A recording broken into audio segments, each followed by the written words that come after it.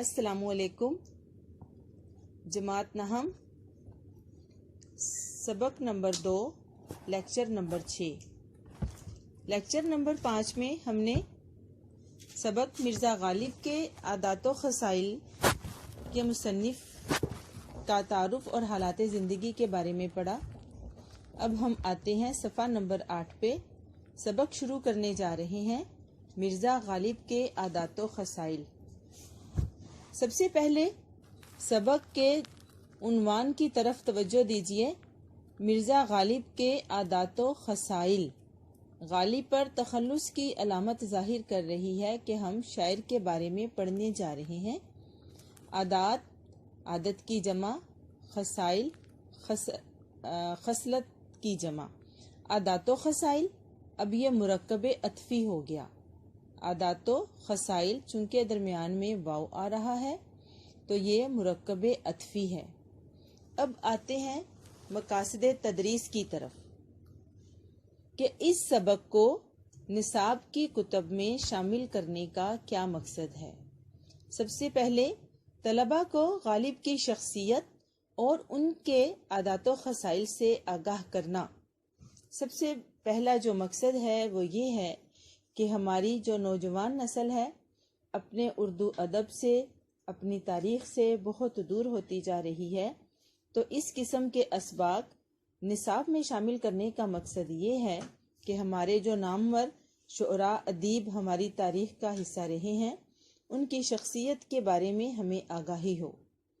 تو غالب کی شخصیت کہ ان کی شخصیت کیسی تھی، ان کی عادات کیسی تھی اور ان کے مزاج کیسا تھا۔ دوسرا نمبر، طلباء کو بتانا کہ خوش اخلاقی اور کشادہ پیشانی بڑے لوگوں کا شیوا ہے، عادت ہے۔ دوسرا مقصد یہ ہے کہ طلباء کو بتانا کہ چونکہ مرزا غالب بہت اچھی عادات کے مالک تھے اور بہت ہی کھلے دل سے لوگوں سے ملتے تھے، تو یہاں اس سبق میں ان کی عادات کو ظاہر کرنے کا مقصد یہ ہے کہ بچے بھی، طلباء بھی اپنے اندر خوش اخلاقی پیدا کریں اور کھلے دل سے لوگوں سے میل جول بڑھائیں۔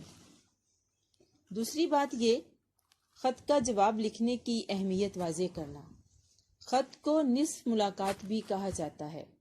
اس زمانے میں جب کہ رسل و رسائل کا اتنا زیادہ دور تیز نہیں تھا اور خط ہی ملاقات کا واحد ذریعہ سمجھا جاتا تھا جس سے خط و کتابت ہو سکتی تھی، تو اور اس میں خط کا جواب لکھنا کہ خط آ گیا ہے اس کا جواب لکھنا بہت ضروری ہوتا تھا۔ خط کی اہمیت واضح کی گئی ہے۔ طلباء کو بتانا کہ ہمارے بزرگ کتنے وزادار اور بامروت تھے۔ وزادار رکھ رکھاؤ والے تھے، بامروت تھے، لحاظ کرنے والے تھے۔ اس سبق میں، مرزا غالب کے سبق میں، غدر کی جنگ، بغاوت کی جنگ کا بھی ذکر کیا گیا ہے کہ ان حالات کے باوجود ہمارے جو بزرگ تھے، آباء و اجداد تھے، انہوں نے اپنے سلیقے طریقے کو، اپنے رکھ رکھاؤ کو اپنی زندگی سے نہیں نکالا اور ہمیشہ ایک رکھ رکھاؤ کے ساتھ اپنی زندگی گزاری۔ آخری، طلباء کو ادبی قسم کے الفاظ و تراکیب سے روشناس کروانا۔ سبق میں کچھ اس قسم کے الفاظ آئیں گے جو کہ ادبی الفاظ و تراکیب میں یعنی کہ اس میں شامل ہیں، اس سے بھی ہمیں واقفیت حاصل ہوگی۔ اب آتے ہیں سبق کی طرف۔ سبق کا پہلا پیراگراف، مرزا غالب کی اخلاق نہایت وسیع تھے، یعنی مرزا غالب کھلے دل کے مالک تھے۔ وہ ہر شخص سے جو ان سے ملنے جاتا تھا بہت کشادہ پیشانی سے ملتے تھے۔ جو شخص ایک دفعہ ان سے ملتا اسے ہمیشہ ملنے کا اشتیاق رہتا تھا۔ اتنے خوش اخلاق تھے کہ جو بھی شخص ان سے ایک دفعہ مل لیتا وہ دوبارہ ملنے کا مشتاق رہتا، اسے شوق رہتا کہ میری ان سے دوبارہ ملاقات ہو۔ دوستوں کو دیکھ کر باغ باغ ہو جاتے تھے اور ان کی خوشی سے خوش اور غم سے غمگین ہوتے تھے۔ اس قدر اچھے دوست تھے کہ جیسے ہی اپنے دوستوں سے ملتے اور بہت زیادہ خوش ہو جاتے۔ یہاں پر باغ باغ ہونا ایک محاورہ ہے، بہت زیادہ خوش ہونا۔ اور اتنے پرخلوص دوست تھے کہ اگر ان کے دوستوں کے ساتھ کوئی مشکل پیش آتی تو یہ بھی غمگین ہو جاتے، دکھی ہوتے، اور اگر انہیں کوئی خوشی ملتی تو دوستوں سے بڑھ کر خوشی کا اظہار کرتے۔ اسی لیے ان کے دوست ہر مذہب اور ملت کے نہ صرف دلی میں بلکہ تمام ہندوستان میں بے شمار تھے۔ چونکہ وہ بہت اچھے دوست تھے، خوش اخلاق تھے، پرخلوص تھے، یہی وجہ تھی کہ ان کے دوست مذہب کی تفریق سے بالا تر پورے ہندوستان بھر میں ان کے دوست جو تھے پھیلے ہوئے تھے۔ جو خطوط انہوں نے اپنے دوستوں کو لکھے ہیں ان کے ایک ایک حرف سے مہر و محبت، غمخواری اور یگانگت ٹپکی پڑتی ہے۔ اس کا اظہار ان کے خطوط میں بھی ہوتا ہے۔ جو خطوط انہوں نے اپنے دوستوں کو لکھے اس سے ظاہر ہوتا ہے کہ وہ اپنے دوستوں سے کس قدر پیار بھری اور ان کا غم کھانے والے اور اتفاق سے رہنے والے تھے، اور یہ خصوصیات ان کے دوستوں میں انہیں ممتاز کرتی تھیں۔ ہر ایک خط کا جواب لکھنا اپنے ذمے فرض عین سمجھتے تھے، فرض عین ضروری۔ اگر انہیں کوئی خط ملتا تو جب تک اس خط کا جواب نہ دیتے سکون سے نہ بیٹھتے، اور اس کو اپنے اوپر بہت بڑی ذمہ داری سمجھتے تھے۔ ان کا بہت سا وقت دوستوں کو جواب لکھنے میں صرف ہوتا تھا۔ یہی وجہ تھی کہ ان کا دن کا بیشتر وقت دوستوں کو جواب لکھنے میں خرچ ہو جاتا تھا۔ بیماری اور تکلیف کی حالت میں بھی وہ خطوں کے جواب لکھنے سے باز نہ آتے تھے۔ یہاں تک کہ اگر وہ بیمار بھی ہوتے تو بھی اگر دوستوں کے خطوط آئے ہوتے تو ان کا جواب لکھنے میں ذرا بھر بھی تاخیر نہ کرتے۔ اتنے اچھے دوست تھے کہ وہ دوستوں کی فرمائشوں سے کبھی تنگ دل نہ ہوتے تھے۔ غزلوں کی اصلاح کے سوا اور طرح طرح کی فرمائشیں ان کے بعض خالص و مخلص دوست کرتے تھے اور وہ ان کی تکمیل کرتے تھے۔ لوگ ان کو اکثر بیرنگ خط بھیجتے تھے مگر ان کو کبھی ناگوار نہ گزرتا تھا۔ اگر کوئی شخص لفافے میں ٹکٹ رکھ کر بھیجتا تو سخت شکایت کرتے تھے۔ چونکہ وہ ایک شاعر تھے اور ان کے دوست جو کہ شاعری کرنے میں ان سے اصلاح لیتے تھے تو کبھی بھی شاعری کی اصلاح کرنے میں انہوں نے تنگ دلی کا مظاہرہ نہیں کیا، کبھی بیزاری نہیں دکھائی کہ بھئی میں بیمار ہوں، میں یہ نہیں کر سکتا یا میں تنگ آ گیا ہوں۔ ہمیشہ کھلے دل سے کام کیا۔ اس کے علاوہ غزلوں کی اصلاح کے سوا اور طرح طرح کی فرمائش، یعنی کہ نہ صرف غزلوں کی اصلاح کرتے تھے بلکہ ان کے دوست جس قسم کی فرمائش کرتے وہ اس کو پوری کرنے میں اپنا پورے کی پوری طاقت خرچ کر دیتے تھے۔ اگر لوگ انہیں اکثر بیرنگ ہوتا ٹکٹ کے بغیر، اس وقت چونکہ یہ بھی ایک ضروری قاعدہ تھا کہ ابھی بھی ہے کہ جب ہم کسی کو خط بھیجتے ہیں تو اس پر ٹکٹ لگانا بہت ضروری ہوتا ہے، تو اس وقت اگر کوئی انہیں بغیر ٹکٹ کے خط بھیج دیتا تو انہیں بالکل برا نہ لگتا، کیونکہ جو خط وصول کرتا تھا اسے ٹکٹ کے پیسے دینا پڑتے تھے۔ اور اگر کوئی دوست بعض اوقات لفافے میں ٹکٹ رکھ کر بھیج دیتا تو اس بات پر انتہائی برا مناتے اور سخت شکایت کرتے تاکہ آئندہ یہ نہ ہو۔ اب آتے ہیں دوسرے پیراگراف کی طرف۔ مروت اور لحاظ مرزا کی طبیعت میں بدرجہ غائط تھا۔ مروت اچھا سلوک اور لحاظ رکھ رکھاؤ، اچھا سلوک رکھ رکھاؤ مرزا کی طبیعت میں کوٹ کوٹ کر بھرا ہوا تھا۔ باوجود یہ کہ اخیر عمر میں وہ اشعار کی اصلاح دینے سے بہت گھبرانے لگے تھے۔ عمر کے ساتھ ساتھ انسان کی طاقت بھی کم ہو جاتی ہے۔ اخیر عمر میں عمر کے آخری حصے میں اگر کوئی انہیں کچھ اشعار دیتا اصلاح کرنے کے لیے تو وہ گھبراہٹ محسوس کرتے تھے۔ گھبراہٹ محسوس کرنے کے باوجود کبھی کسی کا قصیدہ یا غزل بغیر اصلاح کے واپس نہ کرتے تھے، حالانکہ طبیعت مائل نہ ہوتی تھی۔ ایک طبیعت خراب ہونے کے باوجود کبھی کسی کی کوئی شاعری کی کوئی بھی انہیں صنف ملتی، کوئی ایسی تحریر ملتی، شاعری ملتی تو اس کی اصلاح کیے بغیر، اس کی درستی کیے بغیر واپس نہیں کرتے تھے۔ اسی قسم کا ایک ذکر لکھتے ہیں، ایک صاحب کو لکھتے ہیں کہ جہاں تک ہو سکا احباب کی خدمت بجا لایا اور آ کے اشعار دیکھتا تھا اور اصلاح دیتا تھا۔ اب نہ آنکھ سے اچھی طرح سوجھے اور نہ ہاتھ سے اچھی طرح لکھا جائے۔ ایسا ہی ایک واقعہ ذکر کرتے ہیں، اپنے دوست کو لکھتے ہیں کہ جہاں تک میری طاقت موجود تھی میں نے اپنے دوستوں کی خدمت کی، جو کچھ انہوں نے کہا جو مجھے اشعار دیے میں نے وہ دیکھے، اوراق ورق کی جمع کہ اشعار کے جو اوراق ہوتے تھے وہ میں دیکھتا تھا، اور جہاں کہیں اصلاح کی ضرورت ہوتی تھی میں کر دیتا تھا۔ اب عمر کا تقاضا ہے، بینائی میری کم ہو گئی ہے اور ہاتھ میں اتنی طاقت نہیں رہی کیونکہ اب آنکھ سے اچھی طرح نہ سوجے، کیونکہ اب آنکھ سے مجھے اچھی طریقے سے دکھائی نہیں دیتا، اور میری کمزوری کا یہ عالم ہے کہ میرے ہاتھ لکھتے ہوئے کانپتے ہیں۔ Paragraph number 3۔ اگرچہ مرزا کی آمدنی قلیل تھی، اس میں یہ بتایا گیا ہے کہ مرزا کی جو آمدنی تھی وہ بہت تھوڑی تھی، مگر حوصلہ فراخ تھا، لیکن بڑی ہمت والے تھے، کھلے ہمت والے تھے، کھلے حوصلے کے مالک تھے۔ سائل ان کے دروازے سے خالی ہاتھ بہت کم جاتا تھا۔ سائل سوالی، مانگنے والا، جب کبھی ان کے دروازے پر کوئی سوالی آیا وہ خیرات لیے بغیر نہیں گیا، کبھی ایسا ہوا ہی نہیں، بہت کم ہوا کہ کوئی آئے اور خالی ہاتھ چلا جائے۔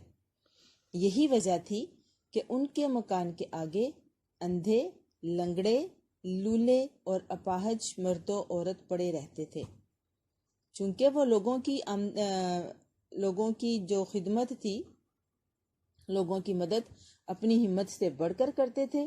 یہی وجہ تھی کہ ان کے گھر کے آگے اکثر ایسے لوگ جنہیں دکھائی نہ دیتا تھا، یا پھر جن کی ٹانگیں جو ٹانگوں سے چل نہیں سکتے تھے۔ یہاں لولے سے مراد جس کی ایک ٹانگ خراب ہو، جس کی ایک ٹانگ سے چلا نہ جائے، اس میں کوئی نقص ہو۔ اپاہج، معذور مرد و عورت پڑے رہتے تھے۔ اب یہاں مرد و عورت بھی مرکب عطفی ہے۔ غدر کے بعد ان کی آمدنی کچھ اوپر 150 روپے ماہوار ہو گئی تھی، اور کھانے پینے کا خرچ بھی کچھ لمبا چوڑا نہ تھا۔ غدر کے بعد بغاوت کی، جس کو 1857 کی جنگ آزادی کا ذکر کیا جا رہا ہے، اس کو انگریزوں نے غدر کا نام دیا، جبکہ ہندوستانی اسے جنگ آزادی کہتے تھے۔ اس کے بعد ان کی آمدنی بڑھ گئی اور 150 سے اوپر کچھ روپے انہیں ملنے لگے، اور کھانے پینے کا کوئی ان کا لمبا چوڑا خرچ نہیں تھا، کیونکہ مرزا غالب کی کوئی اولاد نہیں تھی۔ اللہ تعالیٰ نے ان کو جتنی بھی اولادیں دی وہ یکے بعد دیگرے وفات پا گئے۔ یہی وجہ تھی کہ وہ دونوں میاں بیوی تھے اور کوئی کھانے پینے کا لمبا چوڑا خرچہ نہ تھا، اور وہ اسی جو ان کی آمدنی ہوتی تھی اسی سے وہ غریبوں اور محتاجوں کی مدد اپنی بساط سے زیادہ کرتے تھے، اور یہی وجہ تھی کہ وہ غریبوں کی مدد اپنی ہمت سے بساط، اپنی طاقت سے بڑھ کر کرتے تھے۔ اسی لیے اکثر تنگ رہتے تھے، چونکہ کھلے ہاتھ کے مالک تھے، اپنے ہاتھ کو خرچ کرتے ہوئے روکتے نہیں تھے، اور یہی وجہ تھی کہ پھر اکثر انہیں مالی مسائل کا سامنا کرنا پڑتا تھا۔ اب آتے ہیں اس صفحے کے آخری پیراگراف کی طرف۔ مرزا اپنے دوستوں کے ساتھ جو گردش روزگار سے بگڑ گئے تھے نہایت شریفانہ طور سے سلوک کرتے تھے۔ مرزا اپنے دوستوں کے ساتھ، ان دوستوں کے ساتھ جن کی معاشی حالت کمائی کے چکر میں یعنی کہ روزگار کے گردش میں کم ہو گئی تھی، بگڑ گئی تھی، خراب ہو گئی تھی، تو وہ چونکہ ان لوگوں کی حالت کو محسوس کرتے ہوئے ان سے انتہائی شریفانہ سلوک کرتے تھے۔ دلی کے امائد میں سے ایک صاحب جو مرزا کے دلی دوست تھے، امائد معزز، امیر، کھاتے پیتے، تو کہتے ہیں کہ دلی کے جو امراء تھے، معززین تھے، ان میں سے ایک کے ساتھ مرزا صاحب کی گہری دوستی تھی، اور 1857 کے بعد ان کی حالت سقیم ہو گئی تھی۔ 1857 کی جنگ آزادی کا ذکر کیا جا رہا ہے کہ جنگ آزادی کے بعد ان کی مالی حالت کافی کمزور ہو گئی تھی۔ ایک روز چھینٹ کا فرغل پہنے ہوئے مرزا سے ملنے آئے۔ یہاں چھینٹ ایک کپڑے کا نام ہے جو کہ نسبتاً سستا ہوتا ہے۔ فرغل کہا جاتا ہے لمبا ایک روئی دار سا کوٹ۔ اس زمانے کا جو پہناوا تھا یا فیشن تھا اس کے مطابق انہوں نے لباس زیبتن کیا ہوا تھا، لیکن وہ لباس ان کے شایان شان نہیں تھا، یعنی کہ وہ جس قسم کے کپڑے پہلے پہنتے تھے اب اس سے نہایت کمتر قسم کے کپڑے پہنے ہوئے تھے، اور ایسا ہی چھینٹ کا کپڑا پہنے ہوئے مرزا سے ملنے کے لیے چلے آئے۔ مرزا نے کبھی ان کو مالیدہ یا جاماوار وغیرہ چوغوں کے سوا ایسا حقیر کپڑا پہنے نہیں دیکھا تھا، کیونکہ وہ مرزا کے دوست تھے اور مرزا ان کے پہناوے سے بہت اچھے طریقے سے واقف تھے۔ اس سے پہلے مرزا نے کبھی بھی ان کو اتنا کم قیمت کپڑا پہنے نہیں دیکھا۔ ہمیشہ جب انہیں دیکھا مالیدہ یا جاماوار، یہ باریک اور ریشمی مہنگا قسم کا کپڑا ہے۔ یہ جو نام دو یہاں پہ لکھے ہوئے ہیں، مالیدہ یا جاماوار تو آپ نے دیکھا کہ آج کل بھی لڑکیاں استعمال کرتی ہیں، وغیرہ چوغوں کے سوا ایسا حقیر کہتے ہیں گھٹیا قسم کا کپڑا، معمولی قسم کا کپڑا پہنے نہیں دیکھا تھا۔ چھینٹ کا فرغل ان کے بدن پر دیکھ کر ان کا دل بھر آیا۔ جب مرزا نے دیکھا کہ بہت ہی اعلیٰ قسم کے کپڑے پہننے والا نفیس انسان اتنا مجبور ہو گیا ہے کہ اب نسبتاً ایک سستی سی قسم کا انہوں نے سوٹ پہنا ہوا ہے، تو یہ دیکھ کر انہیں رونا آ گیا، دل بھر آیا، دل اداس سا ہو گیا۔ لیکن اتنے وزادار تھے تو ان سے پوچھا، یہ چھینٹ آپ نے کہاں سے لی؟ یعنی کہ آپ نے یہ فرغل کا کپڑا کہاں سے خریدا؟ مجھے اس کی وجہ بہت ہی بھلی معلوم ہوتی ہے۔ وجہ مطلب شکل۔ حالانکہ انہیں وہ کپڑا پسند نہیں تھا، صرف اور صرف اپنے دوست کی مدد کرنا چاہتے تھے، لیکن اتنے احسن طریقے سے کہ ان کی مدد بھی ہو جائے اور وہ شرمندہ بھی نہ ہو۔ تو بڑے ہی طریقے سے پوچھا کہ بھئی یہ کپڑا تو مجھے بہت پسند آیا، وجہ شکل، مجھے اس کی شکل بہت اچھی لگی ہے، کیا ایسا ہو سکتا ہے کہ مجھے بھی فرغل کے لیے یہ چھینٹ منگوا دیں؟ تو اب فوراً یہ پیشکش کر دی کہ مجھے بھی ایک ایسا ہی فرغل میں نے بنوانا ہے اور اس کے لیے مجھے بھی چھینٹ کا کپڑا چاہیے۔ یہ معمولی قسم کا کپڑا ہے، عام طور پر یہ جو لحاف وغیرہ گھر میں بنائے جاتے ہیں اس کے لیے استعمال کیا جاتا ہے۔ انہوں نے کہا، یہ فرغل آج ہی بن کر آیا ہے، میں نے اسی وقت اس کو پہنا ہے، اگر آپ کو پسند ہے تو یہی حاضر ہے۔ مرزا کے دوست نے جواب دیا کہ آپ کو یہ جو فرغل اتنا زیادہ پسند آ رہا ہے یہ بالکل نیا ہے، میں اس کو پہن کر صرف آپ ہی کی طرف آیا ہوں، اگر آپ کو بہت پسند ہے تو آپ یہ لے سکتے ہیں۔ مرزا نے کہا، جی تو یہی چاہتا ہے کہ اسی وقت آپ سے چھین کر پہن لوں، مگر جاڑا شدت سے پڑ رہا ہے۔ مرزا نے جواب دیا کہ مجھے اس قدر یہ پسند آیا ہے، میرا یہ جی چاہتا ہے کہ میں آپ سے اترواؤں اور خود پہن لوں۔ جاڑا شدت سے پڑ رہا ہے، یہاں جاڑا سے مراد سردی، شدت شدید، تو اس وقت چونکہ سردی کا موسم ہوگا، تو مرزا نے جواب دیا کہ میں تو آپ سے ابھی یہ فرغل لے لوں، لیکن میں مجبور ہوں، شدید سردی پڑ رہی ہے، اگر میں نے آپ سے لے لیا، آپ یہاں سے مکان تک کیا پہن کر جائیں گے؟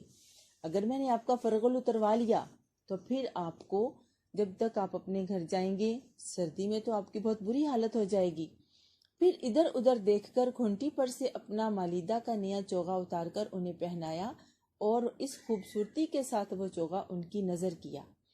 چونکہ وہ فرغل انہیں پسند نہیں تھا، وہ تو صرف اور صرف اپنے دوست کی مدد کرنا چاہتے تھے، انہیں شرمندہ کیے بغیر۔ پھر اپنی بات کو نبھانے کے لیے، پورا کرنے کے لیے ادھر ادھر دیکھا۔ وہ جانتے تھے کہ کھونٹی پر ان کا ایک انتہائی قیمتی کپڑے مالیدہ کا نیا فرغل بنا ہوا ہے، نیا جبہ وہاں پہ پڑا ہوا تھا، وہ اتارا اور انہیں پہنا دیا، اور اتنی خوبصورتی کے ساتھ وہ تحفہ ان کی خدمت میں پیش کر دیا کہ انہیں تحفہ بھی لے لیا اور ان کی جو تھی انا بھی، ان کی عزت نفس بھی متاثر نہ ہوئی۔ اب آتے ہیں اگلے پیراگراف کی طرف۔ ظرافت مزاج میں اس قدر تھی کہ اگر آپ کو بجائے حیوان ناطق کے حیوان ظریف کہا جائے تو بجا ہے۔ اب اس پیراگراف میں ذکر کیا جا رہا ہے مرزا کے مزاح کا۔ مرزا کے مزاج میں مزاح کوٹ کوٹ کر بھرا ہوا تھا۔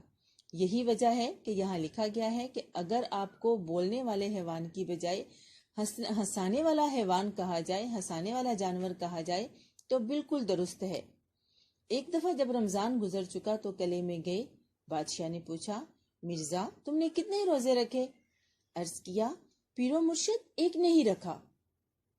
مطلب یہ کہ جب وہ بادشاہ کے ساتھ قلعے میں سیر کر رہے تھے تو سیر کے دوران بادشاہ نے پوچھا، رمضان کے بعد ملاقات ہوئی تو جیسے ہم پوچھ لیتے ہیں ایک دوسرے سے بھئی اس دفعہ آپ نے رمضان میں کتنے روزے رکھے، بلکہ چھوٹے بچے تو روزہ رکھ کے بڑے شوق سے ایک دوسرے سے پوچھتے ہیں آپ نے کتنے روزے رکھے، اور پھر دوسروں سے آگے نکلنے کے لیے کوشش کرتے ہیں کہ ہمارے روزے دوسروں سے بڑھ جائیں۔ بالکل اسی طریقے سے بادشاہ نے بھی مرزا سے پوچھا کہ رمضان گزرا، آپ نے کتنے روزے رکھے؟ عرض کیا پیر و مرشد ایک نہیں رکھا۔ جواب دیا چونکہ ایک بھی نہیں رکھا تھا، ان کی بات بھی نب گئی اور وہ شرمندہ بھی نہیں ہوئے۔ مطلب رکھا تو ایک بھی نہیں تھا، اب اس میں سے ان کے جواب سے اتنا مزاح والا انہوں نے جواب دیا، ایسا لگا کہ جیسے باقی سارے روزے رکھے ہیں صرف ایک نہیں رکھا۔ پیر و مرشد یہاں پر مرکب عطفی ہے۔ ایک دن نواب مصطفیٰ خان کے مکان پر ملنے کو آئے۔ ان کے مکان کے آگے چھتا تاریک تھا۔ جب چھتے سے گزر کر دیوان خانے کے دروازے پر پہنچے تو وہاں نواب صاحب ان کو لینے کو کھڑے تھے۔ مرزا نے ان کو دیکھ کر یہ مصرع پڑھا، آب چشمہ حیوان درون تاریکی است، یعنی کہ آب حیات اندھیرے میں ہے۔ جب دیوان خانے میں پہنچے تو اس کے دالان میں باسبب مشرق رویہ ہونے کی دھوپ بھری ہوئی تھی۔ مرزا نے وہاں یہ مصرع پڑھا، این خانہ ہما آفتاب است۔ چونکہ وہاں پہ اندھیرا تھا تو اس کی مناسبت سے یہ مصرع بنا لیا، کہا کہ آب حیات اندھیرے میں ہے۔ جب دوسری طرف آئے تو سورج کے رخ کی طرف وہ کمرہ تھا، اور جس وجہ سے وہ کمرہ بہت روشن تھا تو اس کو دیکھ کر مرزا نے وہاں پر یہ مصرع بول دیا کہ یہ گھر تو سارے کا سارا سورج ہے، چونکہ سارے کا سارا روشن ہوا تھا۔ اب بیٹا یہ مصروں کی طرف توجہ دیجئے، یہ جو سائن بنا ہوا ہے علامت ہے ایک مصرے کے ساتھ، یہ مصرے کی علامت ہے۔ جب کبھی آپ نے صرف مصرع لکھنا ہو، شعر پورا نہ لکھنا ہو، تو آپ مصرے کی آپ اس علامت کا استعمال کریں گے جو کہ یہ ظاہر کرے گا کہ ایک مصرع لکھا گیا ہے۔ ایک صحبت میں مرزا میر تقی میر کی تعریف کر رہے تھے۔ شیخ ابراہیم ذوق بھی موجود تھے۔ انہوں نے سودا کو میر پر ترجیح دی۔ مرزا نے کہا میں تو تم کو میری سمجھتا ہوں، مگر اب معلوم ہوا کہ آپ سودائی ہیں۔ ایک صحبت میں، ایک بیٹھک میں، ایک کمپنی میں، ایک محفل میں، جبکہ سارے شعراء بیٹھے ہوئے آپس میں گفت و شنید کر رہے تھے، بات چیت کر رہے تھے، گفتگو کر رہے تھے، تو اس وقت مرزا میر تقی میر کی تعریف کر رہے تھے۔ میر تقی میر بہت ہی اچھے شاعر گزرے ہیں۔ انہی کا کلام سن کے ایک دفعہ کا ذکر ہے کہ ایک فقیر مانگنے کے لیے گلی میں آیا تو میر تقی میر کا کلام پڑھ رہا تھا، جو کہ وہ یہ والی تھی، پتا پتا بوٹا بوٹا حال ہمارا جانے ہے، جانے نہ جانے گل ہی نہ جانے باغ تو سارا جانے ہے۔ تو جب مرزا نے یہ والا ان کے جب دیکھا کہ وہ جو سائل تھا، فقیر تھا، گا کر مانگ رہا تھا، تو اپنے ساتھی سے پوچھا یہ بھلا کس کا کلام گا رہا ہے؟ تو اس نے کہا کہ جناب یہ میر تقی میر کا کلام گا رہا ہے۔ تو اس وقت انہوں نے یہ ایک مشہور زمانہ شعر کہا، ریختے کے استاد تم ہی نہیں ہو غالب، کہتے ہیں کہ اگلے وقتوں میں کوئی میر بھی تھا۔ یہاں ریختے سے مراد اردو زبان کو کہا گیا ہے کہ میر تقی میر کی تعریف مرزا غالب نے بھی ان الفاظ میں کی۔ اس کمپنی میں، اس بیٹھک میں، اس محفل میں بھی آپ میر تقی میر کی تعریف کر رہے تھے۔ شیخ ابراہیم ذوق بھی موجود تھے، وہاں دوسرے شاعر بھی موجود تھے، تو انہوں نے سودا کو میر پر ترجیح دی۔ ان کا خیال تھا کہ جو مرزا سودا ہیں وہ میر تقی میر سے زیادہ اچھے شاعر ہیں۔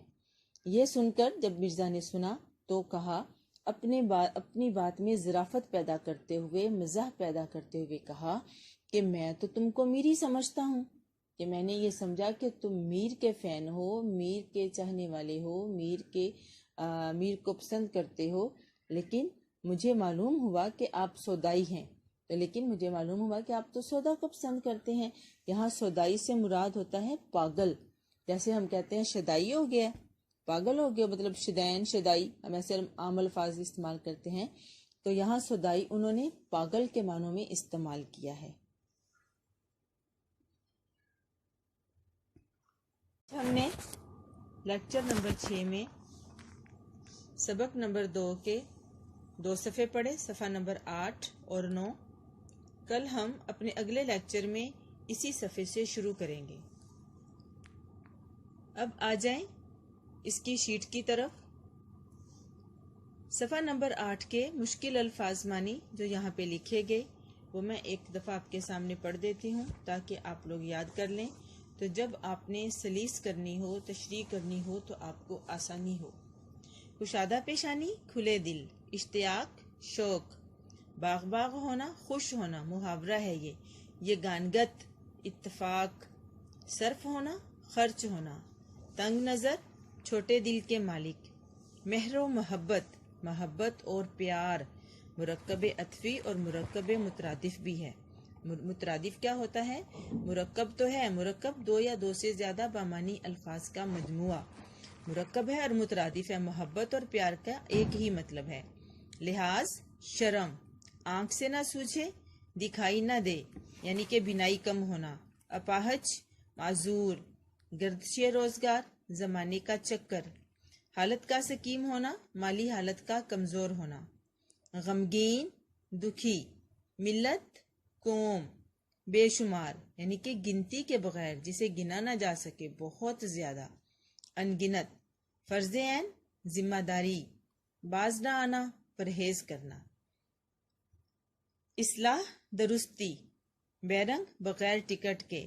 غمخوار، غم کھانے والا، دکھ کو بانٹنے والا، بدرجہ غائب، آخری درجے تک۔ قلیل، تھوڑا۔ فراخ، کھلا۔ غدر، 1857 کی جنگ آزادی۔ عمائد، دولت مند، معزز، جب عمائدین ہوگا تو معززین ہو جائے گا۔ فرغل، لمبا روئی دار کوٹ۔ آج ہم نے لیکچر نمبر 6 میں سبق مرزا غالب کے عادات و خصائل کے 2 صفحات کی ہم نے ریڈنگ کی، اس کی سلیس کی، تشریح کی، پڑھائی کی، اور صفحہ نمبر 8 کے مشکل الفاظ کے معنی لکھے۔